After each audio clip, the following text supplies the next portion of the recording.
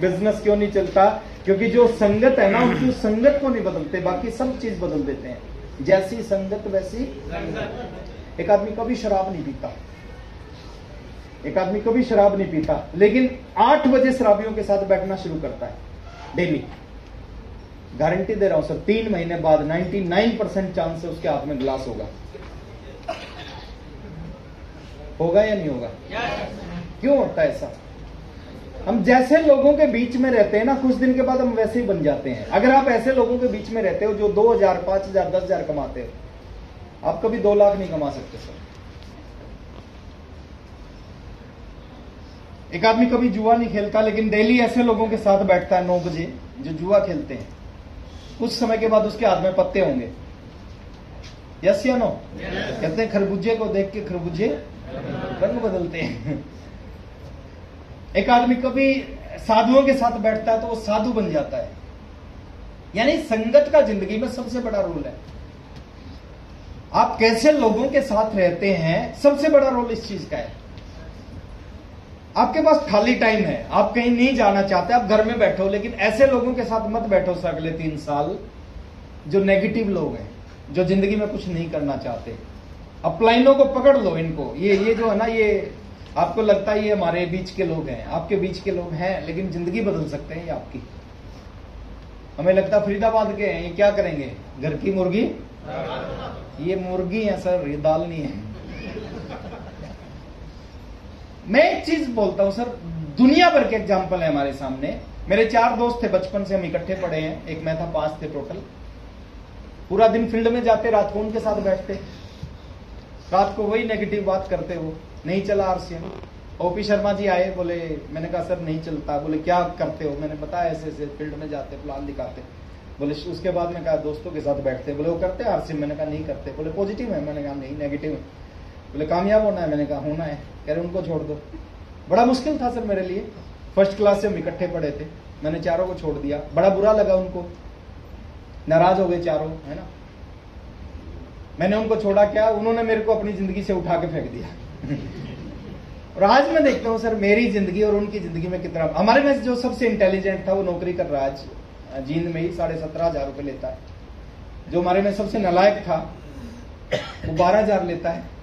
अभी मैंने मर्सिडीज खरीदी, मैं लेके गया जींद अपने होम टाउन में। मैंने चारों को कॉल किया, चारों को बैठाया मर्सिडीज में, है ना। और हाईवे है जींद में एक, उस हाईवे पे उसको 170 पे दौड़ा दिया। तो बात कहने का मतलब है सर कि फर्क पड़ता है आप किन लोगों के बीच में रहते हैं, आप किन लोगों की संगत में रहते हैं। आप 10 नालायक लोगों के साथ में 1 साल रहो, 1 साल बाद टोटल नालायक लोगों की संख्या हो जाएगी 11। होगा। आप 10 कामयाब लोगों के साथ 2 साल रहो, 1 साल बाद, 2 साल बाद टोटल कामयाब लोगों की संख्या हो जाएगी। अगर एक आदमी शराबियों के साथ बैठ के शराबी बन सकता है, जुआरी के साथ बैठ के जुआरी बन सकता है, बाबा के साथ बैठ के बाबा बन सकता है, तो टेक्निकल अचीवरों के साथ बैठ के टेक्निकल अचीवर क्यों नहीं बन सकता?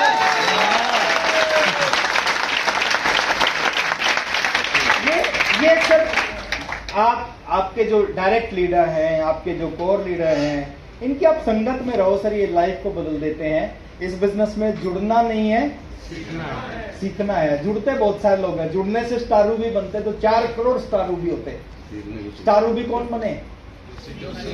सीखा, जिन्होंने सीखा इस इंडस्ट्री में आके, इस बिजनेस में आके, वो स्टारू भी बने हैं। तो मैं जुड़ना नहीं, सीखना है, सुनना नहीं। बहुत सारे लोग सुनते हैं, हर बात को सुनते हैं, लेकिन वो मानते नहीं है, करते वही है जो उनको अच्छा लगता है। सुनना नहीं है, मानना है। सुनने से कुछ नहीं होता, सुनने से अगर होता, हर मोटे आदमी को पता होता पतला कैसे होना है। वो पतला क्यों नहीं होता? मानता नहीं है वो। सुनना नहीं है, मानना एक सबसे बड़ा रोग है दुनिया में। हिंदुस्तान में, फरीदाबाद में क्या है? लोग क्या, जितने भी गरीब लोग हैं ना, साधारण लोग हैं, वो इस बात से बड़े डरते हैं लोग क्या कहेंगे। और जितने अमीर लोग हैं उनको कोई परवाह नहीं लोग क्या कहेंगे। टाटा कुछ भी करता है उसको कोई परवाह नहीं होती कि लोग क्या कहेंगे। नमक बनाए, इतना बड़ा बिजनेसमैन नमक बनाएगा, लोग क्या कहेंगे, कोई परवाह नहीं है सर उसको। हेलो, बनाता है, नमक बनाता है, आप लोग नमक खाते हो उसका। सबसे बड़ा रोग क्या करेंगे। और आरसीएम में आने के बाद कुछ लोग कहते हैं कुछ तो लोग कहेंगे, क्योंकि लोगों का काम तो है कहना। और मैं कहता हूं कुछ तो लोग कहेंगे, लोगों का काम है कहना। छोड़ो बेकार की बातें, आरसीएम करते रहना, आरसीएम करते रहना। ये है सर इस बिजनेस का formula. Motivation plus education plus vision is equal to star ruby. Yes. Hello, ये होना चाहिए आपके अंदर। जो भी आदमी दुनिया में कुछ बड़ा करते हैं ना सर, वो मोटिवेट होते हैं उस काम के प्रति। आरसीएम के प्रति अगर आपके अंदर मोटिवेशन नहीं है, चार्जिंग नहीं आती, जैसे आरसीएम का नाम आता है, आपके अंदर करंट नहीं आता, तो मुश्किल है। करंट आना चाहिए। कहते हैं जिन तारों में करंट नहीं होते लोग उन पे कपड़े सुखाते हैं। मोटिवेशन होना चाहिए, चार्जिंग होनी चाहिए आपके अंदर, बदलाव दिखना चाहिए लोगों को कि आरसीएम से पहले तो यार ये बड़ा बुझा बुझा रहता था, आजकल तो बड़ा एक्साइटेड रहता है, चार्ज रहता है। एक जलती मोमबत्ती 1000 मोमबत्ती जला सकती है, यस और नो? लेकिन 1000 बुझी मोमबत्ती मिलकर एक भी नहीं जला सकती। मोटिवेशन होना चाहिए। बीसी सर बोलते हैं जिस फुटबॉल में हवा नहीं होती ना, दुनिया का अच्छे से अच्छा खिलाड़ी भी उसको गोल तक नहीं पहुंचा सकता। एजुकेशन होनी चाहिए, हमें पता होना चाहिए आरसीएम कैसे चलेगा, हमें पता होना चाहिए रॉयल्टी कैसे आएगी, हमें पता होना चाहिए टेक्निकल कैसे आएगा, हमें पता होना चाहिए प्लान कैसे दिखाना है। एजुकेशन हमारे अंदर होनी चाहिए। विजन हमारे पास होना चाहिए इस इंडस्ट्री में। शुरू में नहीं होता नए व्यक्ति के पास में, और जब तक हमारे पास विजन नहीं है, जब तक हम अपने अपलाइन की बात पे भरोसा करें, जो बोले उस पर भरोसा करें। अगर आपके पास विजन नहीं है तो जिसके पास विजन है उसकी बात पे भरोसा करें। मेरे को आज भी याद है वीसी छाबड़ा जी आते थे हरियाणा मीटिंग करने। वो 3 मीटिंग करते थे। एक मीटिंग से पहले एक मीटिंग करते थे, प्री मीटिंग एक मीटिंग होती थी, एक आफ्टर मीटिंग होती थी, मीटिंग के बाद एक मीटिंग। हम तीनों अटेंड करते थे, मीटिंग से पहले मीटिंग और मीटिंग के बाद की मीटिंग। मीटिंग के बाद की मीटिंग में बोलते थे आने वाले समय में आप सबके घर के आगे 3-3 गाड़ियां खड़ी होंगी। क्या बोलते थे? अच्छा, हम साइकिल पे आते थे, एक साइकिल वाले को बोल दो 3-3 होगी गाड़ी होगी, उसको विश्वास नहीं होगा। अगर उसको बोल दो पुरानी स्कूटर खरीदेगा, उसको विश्वास हो जाएगा खरीदूंगा। वीसी छाबड़ा जी स्कूटर और बाइक की बात नहीं करते थे, वो कहते थे गाड़ियां होंगी और वो भी 3-3। हमें और लगता है ऐसा कभी होएगा ही नहीं, लेकिन हमने बीसी छाबड़ा जी की बात पे विश्वास करना शुरू किया। आज लगता है बीसी छाबड़ा जी कम बोलते थे। 2 कमरों के घर में रहते थे, बीसी छाबड़ा जी बोलते थे कि आने वाले समय में करोड़ों के घरों में रहोगे। हमें लगता था कैसे होगा, ऐसे हो ही नहीं सकता। आज लगता है कि यार कम बोलते थे। विजन था उनके पास में इस इंडस्ट्री का, उनको पता था ऐसा होगा। और आपके पास जब तक विजन नहीं है, आप किसी ऐसे व्यक्ति पर विश्वास करो जिसके पास विजन है। तो motivation plus education plus vision is equal to star ruby. थोड़ा सा और आगे ले चलते हैं सर। इंडस्ट्री कितनी गजब की है मैं बता रहा हूं आपको। ये कौन लोग हैं? आम साधारण लोग हैं। और आरसीएम से क्या हो गए? अरबपति। क्या हो गए? अरबपति। कैसा शब्द है ये? अरबपति। अरबपति हो गए आरसीएम से। साधारण लोग हैं, आम लोग हैं, सिंपल लोग हैं, साधारण फैमिली से बिलोंग करने वाले लोग अरबपति हो गए। कितनी जीरो होती है अरब में? 100 में कितनी होती है? 2। 100 की जीरो पता आपको, अरब की नहीं पता। ये अरबपति हो गए, 100 करोड़। ये Ravi OP Sharma RCM join नहीं किया, इनके पिताजी से विरासत में मिला सर। इनके पिताजी आईएएस ऑफिसर थे, दुनिया से गए, आईएएस की नौकरी इनको नहीं मिली, लेकिन आरसीएम करते थे। आरसीएम की डिस्ट्रीब्यूटरशिप इनके नाम ट्रांसफर हो गई। आईएएस की नौकरी नहीं मिली सर, वहां से इनकी मदर को पेंशन मिलती है 70-80 हजार रुपए, और आरसीएम से 50 लाख रुपए महीना से ऊपर का चेक आता है इनके घर में आरसीएम से। बीसी छाबड़ा जी मैन्युफैक्चरिंग यूनिट थी छोटी सी, आज अरबपति। केसी छाबड़ा जी ट्रेडिंग का बिजनेस करते थे सर, आज अरबपति। इसी कंपनी में छोटी सी नौकरी करते थे प्रहलाद सर, अरबपति, है ना। ये अपना विजेंद्र सिंह राठौर, इनका अपना केमिस्ट शॉप है, है ना। दवाइयों की दुकान आज अरबपति।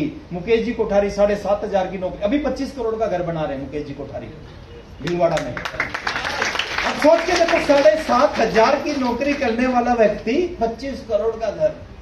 अच्छा, जिसके जो 25 करोड़ का घर बना रहा है उसके पास कितने पैसे होंगे? ऐसा तो है नहीं पूरा पैसा ही घर में लगा देगा। आज आरसीएम से अरबपति।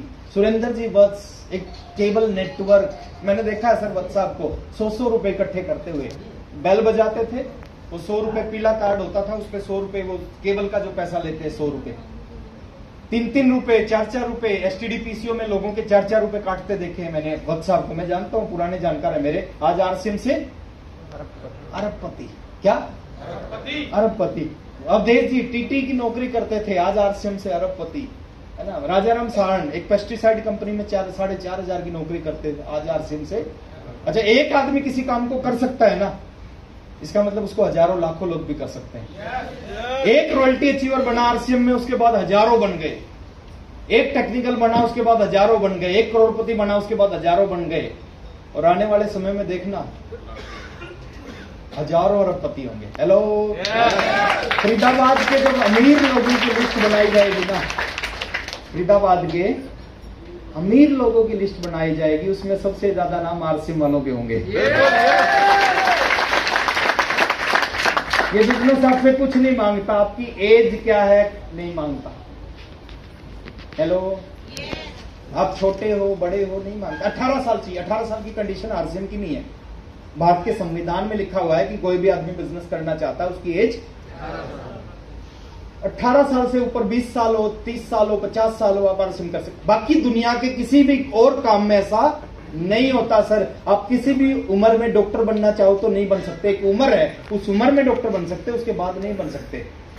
किसी भी उम्र में आप सीए नहीं कर सकते, किसी भी उम्र में आप यूपीएससी का एग्जाम नहीं दे सकते। एक एज है, उस एज के अंदर दे सकते, उसके बाद नहीं दे सकते। किसी भी एज में आप सैनिक नहीं बन सकते, फौज में नहीं जा सकते, एक एज तक जा सकते हो। लेकिन आरसीएम को किसी भी एज में शुरू कर सकते हो। 20 साल के हो कर सकते हो, 35 साल के हो कर सकते हो, 55 साल के हो कर सकते हो, 72 साल के हो कर सकते हो, 80 साल के हो कर सकते हो, 90 साल के हो कर सकते हो। मैं तो कहता हूं आपकी ये नबज चलनी चाहिए, आपका केवाईसी ओके हो जाएगा। आपका धर्म क्या है नहीं पूछता, आपकी हाइट, टैलेंट, फैमिली, एक्सपीरियंस, आप लेडीज है जेंट्स है नहीं पूछता सर, क्वालिफिकेशन नहीं पूछता। बाहर 10,000 की नौकरी के लिए पूछा जाता कितने पढ़े लिखे हो। यहाँ अनपढ़ लोग हैं सर, 3.5 लाख रुपए महीना कमाते हैं। अनपढ़ लोग जो कभी स्कूल में नहीं गए, लिखना नहीं आता, केवल बोल के समझाते हैं आरसीएम, 3.5 लाख रुपए महीना कमाते हैं। मेरे ग्रुप में एक साइकिल में पंचर लगाता था सर, कभी स्कूल में नहीं गया, हिंदी नहीं बोलता, प्रेमचंद बिंद। 95,000, 1,03,000, 1,07,000 का चेक आता है उसका। ये पावर है सर इस बिजनेस की, ये कुछ नहीं मांगता। अब जब कुछ नहीं मांगता तो फिर क्या मांगता? बताओ क्या मांगता? यस। देखिए आपके अंदर आग कितनी है इस बिजनेस में आने के बाद में। आग लगी होगी चलेगा, आग नहीं लगी होगी तो एक बार 2 चिड़िया और चिड़िया का बच्चा आसमान में उड़ रहे थे। अचानक उनके बराबर से एक रॉकेट निकला, बहुत स्पीड से ऊपर गया। अब चिड़िया का छोटा बच्चा पहली बार रॉकेट देखा। पहली बार रॉकेट देखने के बाद उसने लगा कि कोई पक्षी है। उसने अपनी माँ से पूछा, माँ ये पक्षी कौन सा था जो इतनी स्पीड से ऊपर गया?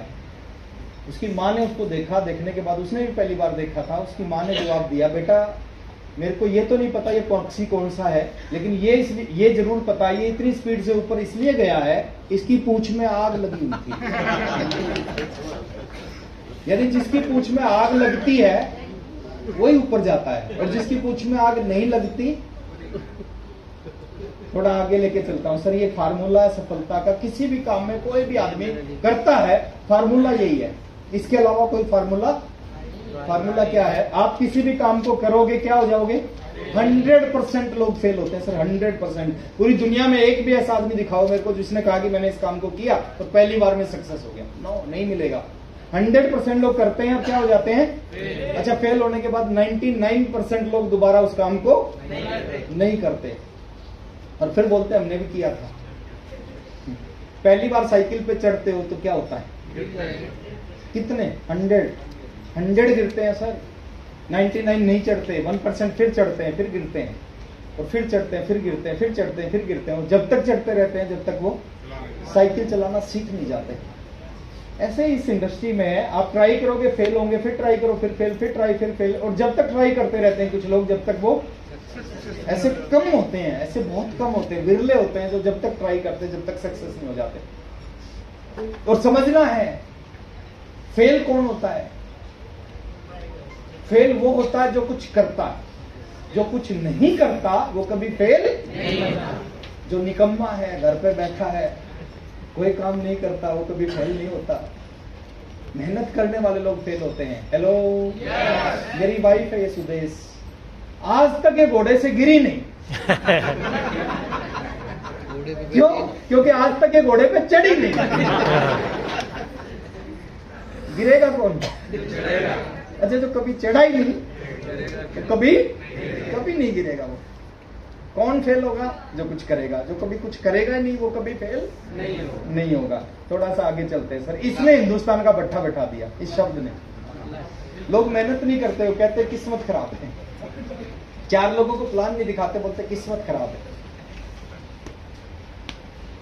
सर जिंदगी में कुछ भी करना, आप इसको मत, ये काम मत करना, आरसीएम करना मत करना, वो आपकी मर्जी है। जिंदगी में कभी फेल हो जाओ तो ये मत बोलना कि किस्मत खराब है। अगर आपने ये शब्द बोल दिया ना किस्मत खराब, इसका मतलब आपने जिंदगी में आगे भी कामयाब होने के सारे रास्ते बंद कर लिए हैं।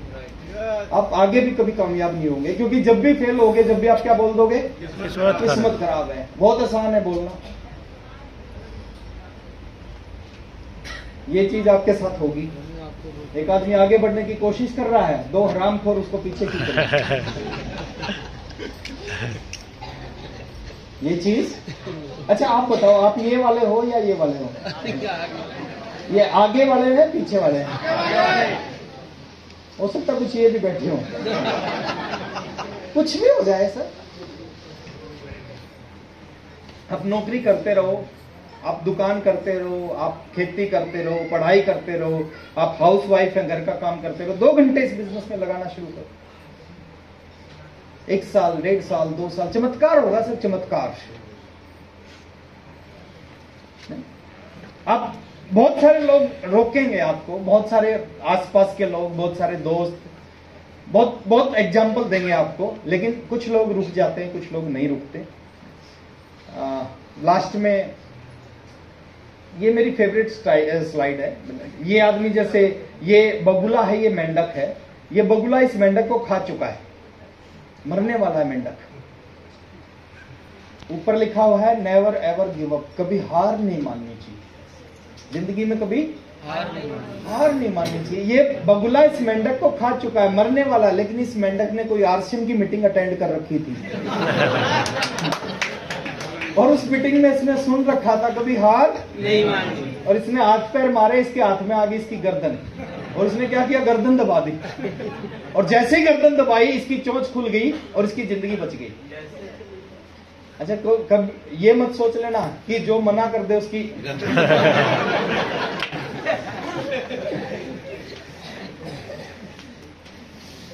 तो भी हार नहीं माननी चाहिए सर। ये मेंढक को समझ में आ गया, हार नहीं माननी। हम इंसान हैं, हमारे को नहीं समझ में आ सकता क्या हार नहीं माननी। हाथ खड़ा करे वो साथी जो आज कमिटमेंट कर रहे हैं कि अगले 3 साल तक कुछ भी हो जाए आरसीएम को उससे पहले ही छोड़ देंगे। ये आपकी दिक्कत यही है, आप बिना सुने ही